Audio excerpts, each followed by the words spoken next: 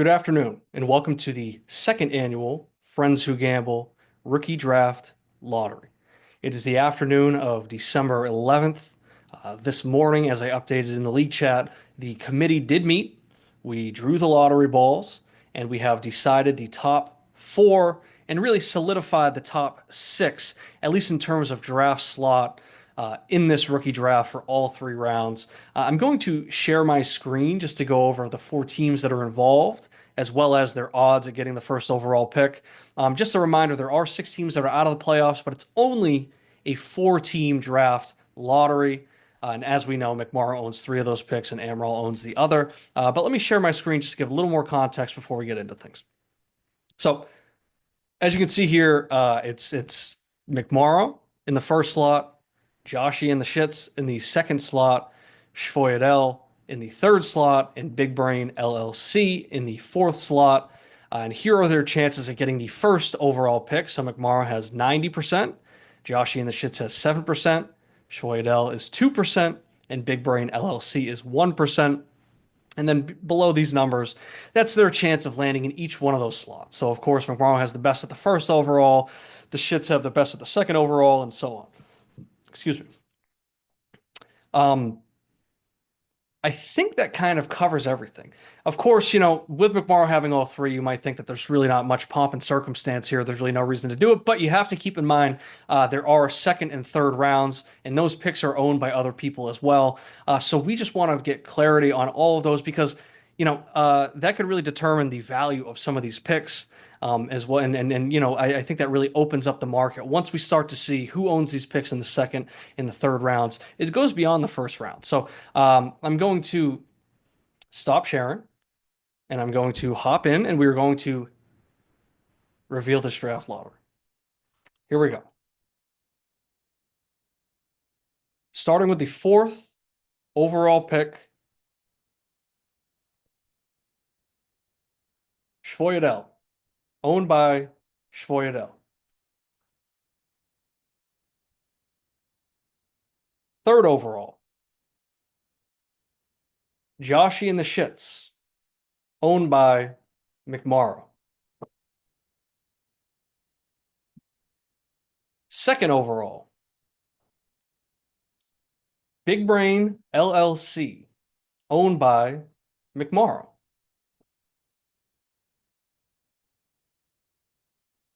First overall in the 2025 Friends Who Gamble rookie draft,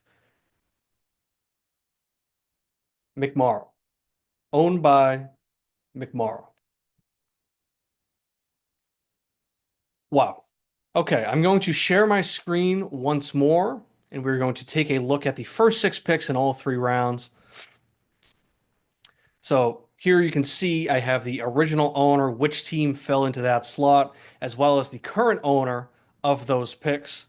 I think that, to nobody's surprise, we already knew McMorrow was going to have five of the first six. I do think having the top three is a bit of a surprise. I think everybody thought that Amaral was a top three lock, probably locked into that top two as we saw what his odds were to get that pick, and he falls all the way to fourth. And my big takeaway from that is that this is the second year in a row now. I don't remember if he was second or third overall last year, but yeah, he fell back to the fourth pick last year, and of course, I think that worked out pretty well for him with Malik Neighbors, and he gets a chance to do that again this year. So maybe that's a bit devastating or a little disheartening for Amaral, especially this early into his tenure. That's been his experience with the draft lottery, but I do think that cream rises to the top, right? The good drafters, they will find the good players. They will figure things out. They will make moves. I don't necessarily think that moving back one or two slots fucks a team over or anything like that because we've seen plenty of flops in those spots as well. So, I think that's just part of God's plan for him. My biggest takeaway is right here. Big Brain LLC. We told them for how long? Hey, you're building around a lot of old players. Hey, you're relying on a lot of running backs, and that can fall apart pretty quickly. And sure enough, they went into this year despite 2 or 3 years of that warning, and they said, we still think we have a chance. We're going to call out the slow stroke kings. We're going to make a bet with them. We're going to outscore them. And here they are. If they just held on to their pick and they just, followed what everybody was suggesting they do, they'd be picking second overall, and I think they'd still have close to the same roster that they have. I'm not sure what they traded that first overall or that first round pick for, so I can't fully give an informed opinion on it. But all I can say is that they have some good pieces on that team. They've always had good pieces on that team. They've never been able to win. But now they could have held on to a lot of those pieces and been picking second overall. But you know what? It's not my team. It's not my place to comment.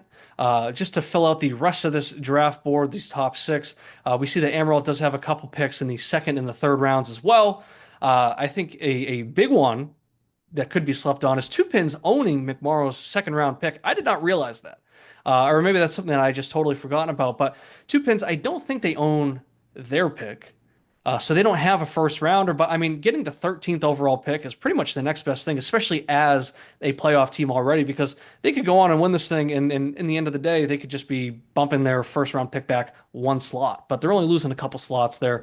And then, it's really just the Vibers and the Suns. They have, different picks throughout that, but I mean, it's really not a lot of teams in these top six. But that's really all I have to take away from the board right now. I'm going to continue filling that out as these playoff rounds pass because we're going to get two teams with each round, and we'll get a clearer picture on that.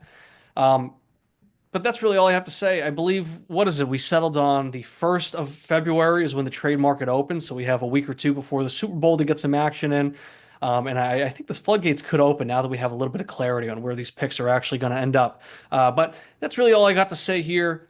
Congrats to the teams that feel that they deserve that. Congratulations. I'm sorry to the teams that feel like they, kind of got fucked over by this lottery or are regretting some of the decisions they made to end up in these spots. But congrats to McMorrow on getting that first overall pick.